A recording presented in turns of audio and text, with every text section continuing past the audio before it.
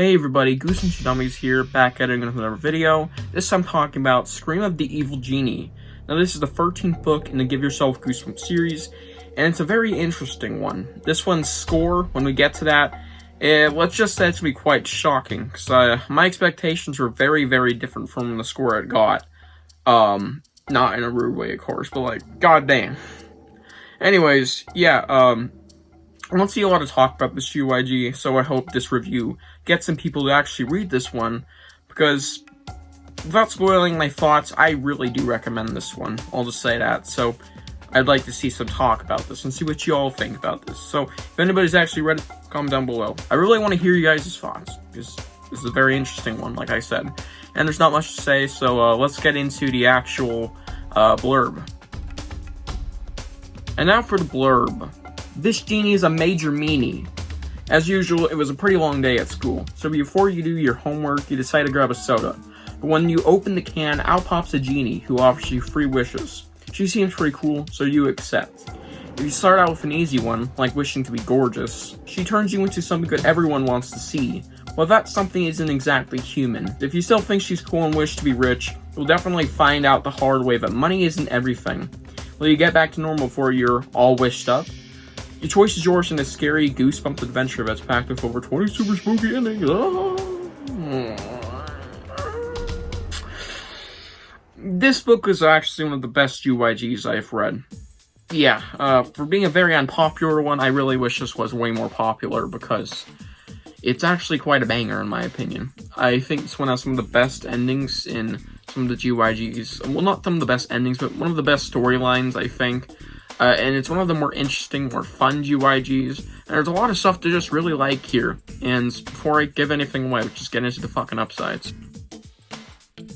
The endings are all pretty good here. There's only a couple that I don't like, which we will kind of address in downsides. But besides those, I really like all the endings here for the most part. They're all really cool.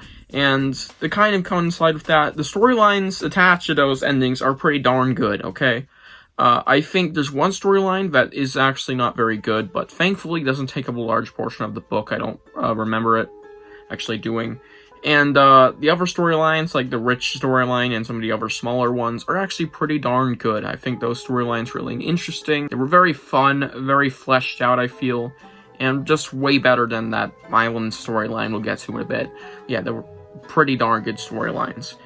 And there's also Jenna, who is the genie of the book, and Jenna is actually really fucking cool. I think Jenna is a great villain. She's not exactly the villain too, she just does shit, like, okay, I'll do your wishes, like, she's not really the villain here, or is she? Kind of. And there's a lot of interesting stuff that comes from her and her wishes being granted, and yeah, it's just a very, very fun time thanks to Jenna and her being really fucking cool. She's like some sort of punk rock genie, like she's like an emo or something. Pretty interesting. And also I like the mechanic of coming out of a soda can of all things. Pretty funny, and very different from the lamp or whatever the hell it was that genies come from. Yeah, this UIG is a bit more fun than the other UIGs I found. I found it to be very interesting as well, for the most part. And yeah, there's just a lot of interesting stuff that happens in here.